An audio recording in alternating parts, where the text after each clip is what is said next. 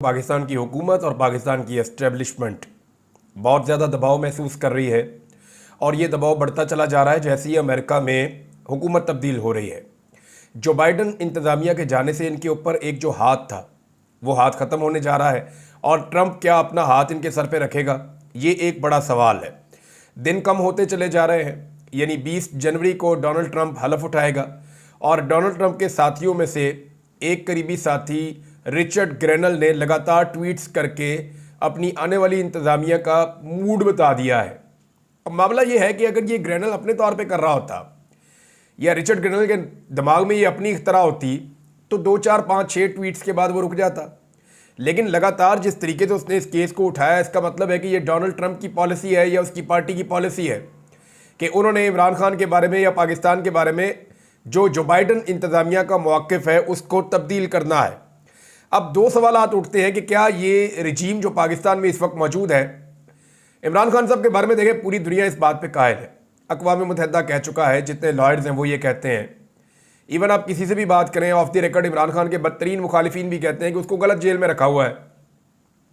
और इमरान खान को जेल में रखने के लिए कोई 1-2 मुकदमात से तो काम चला नहीं, तो लगभग 200 के करीब मुकदमात बनाने पड़ गए, क्योंकि इमरान खान की पसली बहुत मोटी है। इससे पहले जो सियासतदान है वो एक आधे मुकदमे में काबू आ जाते थे। यहाँ इमरान खान साहब को काबू करना मुश्किल है, तो मामला चला गया 200 के करीब मुकदमात तक।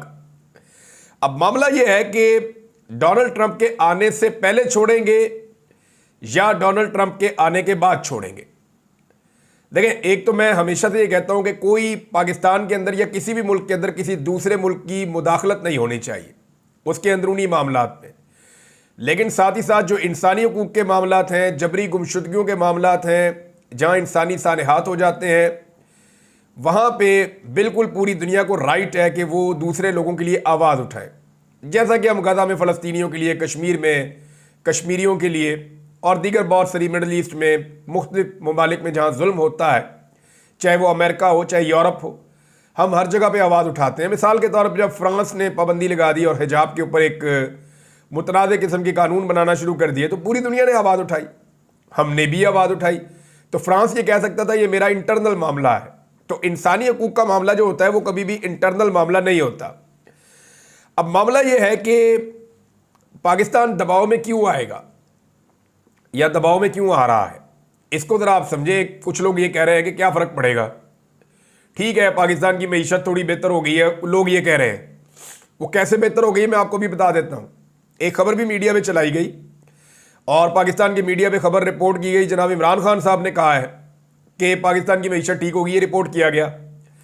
लेकिन दूसरी जानिब जो पाकिस्तान तहरीक इंसाफ है उन्होंने इसका डिनाइल जारी कर दिया है। यानी जो सेक्रेटरी इत्तलात हैं शेख वकास अकरम साहब, उन्होंने कहा जी कि इमरान खान से मनसूब मईशत से मुताल्लिक गलत बयान चलाया गया कि इमरान खान ने बयान दिया है कि ये इस हुकूमत ने पूरी मईशत बंद कर दी है। इमरान खान ने कहा है कि ये मसनूई इक़दामात हैं और मईशत तबाही के करीब आ गई है, ये कोई इस्तेहकाम नहीं है, ना ही मईशत मुस्तहकम हुई है। देखें, दिवालिया होने का पाकिस्तान के ऊपर एक बहुत बड़ा ख़तरा था। पाकिस्तान के वज़ीर दिफा बार बार कह चुके हैं कि पाकिस्तान दिवालिया हो गया। अब दिवालिया से बचने के लिए हमें बैरून मुल्क से पैसा चाहिए था। हमने IMF के साथ तारीख की बदतरीन डील की, जिसके नतीजे में हमने महंगाई के बम पाकिस्तानी अवाम के ऊपर गिराए हैं। अगर आज पाकिस्तान दिवालिया नहीं हुआ तो उसके लिए मौजूदा हुकूमत की कारकर्दगी को आप नहीं कह सकते कि इन्होंने बड़ा अच्छा काम किया या इन्होंने कोई अच्छी पॉलिसीज चलाई। हुआ यह है कि इन्होंने आलमी इदारों के कहने के ऊपर, आलमी मालियाती इदारों के कहने के ऊपर या उन्हें राज़ी करने के लिए महंगाई की सूरत में अपनी मईशत का सारा बोझ अवाम पे मुंतकिल कर दिया है। यानी जो पाकिस्तानी है उनके ऊपर मईशत का इतना ज़्यादा बोझ डाला है कि महंगाई कई गुना बढ़ गई है। और ये अदादोशुमार को मेरे ज़ाती नहीं है, ये पाकिस्तान की हुकूमत के इदारे हैं जिनके अदादोशुमार ये बताते हैं। सिर्फ गैस की कीमत में 850% तक इजाफा हुआ है। बिजली की कीमत के अंदर जो इजाफा है वो कई गुना है। हर चीज़ पाकिस्तान के अंदर महंगी हो गई है। पेट्रोल को 100 रुपये लीटर से ज़्यादा इन्होंने पेट्रोल बढ़ा दिया है। तो जितनी महंगाई इस रजीम ने की है उसकी वजह से अगर आलमी इदारों ने इनको पैसा दिया है तो आज ये बचे हुए हैं। इसको आप माशी इस्तेहकाम नहीं कह सकते। आपने दिवालिया होने से बचने के लिए आम आदमी को दिवालिया कर दिया पाकिस्तान में। हर आदमी जो है उसने इसकी कीमत चुकाई है। अब मामला यह है कि डोनाल्ड ट्रंप के आने से पहले अगर छोड़ते हैं तो उसके अलग असरात होंगे, सब कहेंगे डर गए, बुज़दिल हैं।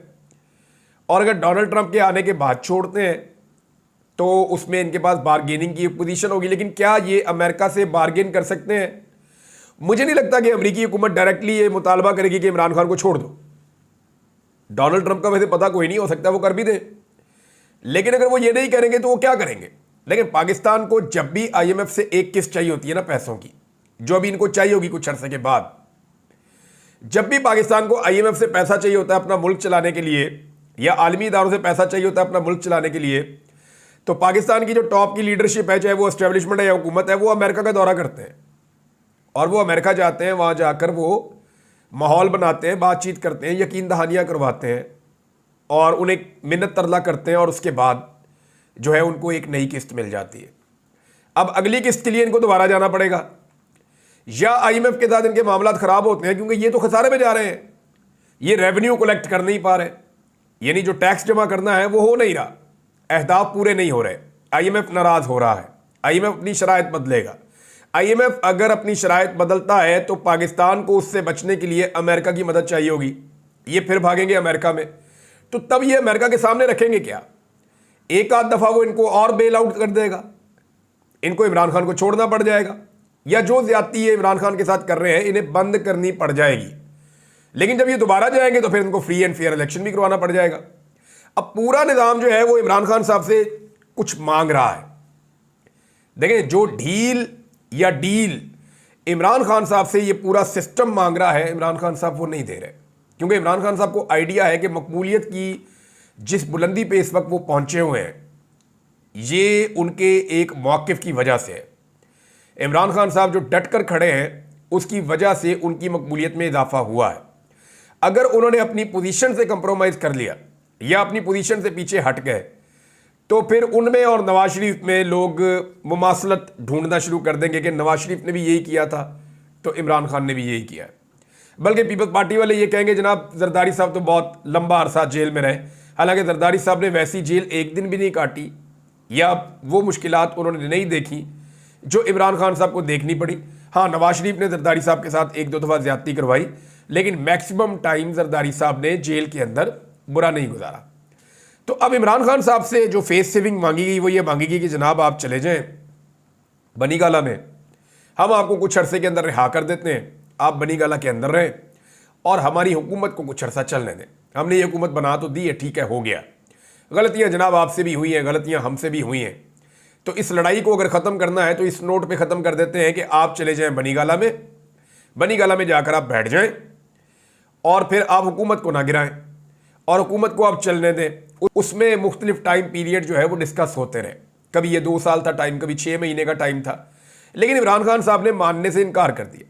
इमरान खान साहब की अपनी पार्टी के लोगों ने उनकी मिन्नतें की और उन्हें कहा कि खान साहब आप जेल से अपने घर शिफ्ट हो जाएं, लेकिन इमरान खान साहब ये जानते हैं कि इसके बाद बयानिया क्या बनेगा और वो अच्छी तरह जानते हैं कि अवाम में उनकी मकबूलियत को धचका लगेगा, लिहाजा उन्होंने ऐसी किसी भी डील को करने से इनकार कर दिया, बल्कि उन्होंने इस हुकूमत को और एस्टेब्लिशमेंट को किसी भी किस्म की फेस सेविंग देने से इनकार कर दिया है।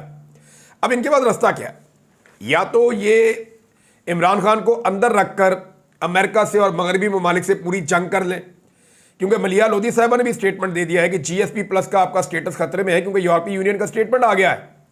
फौजी अदालतों के जो फैसले हैं उन्होंने इम्पैक्ट डाला है।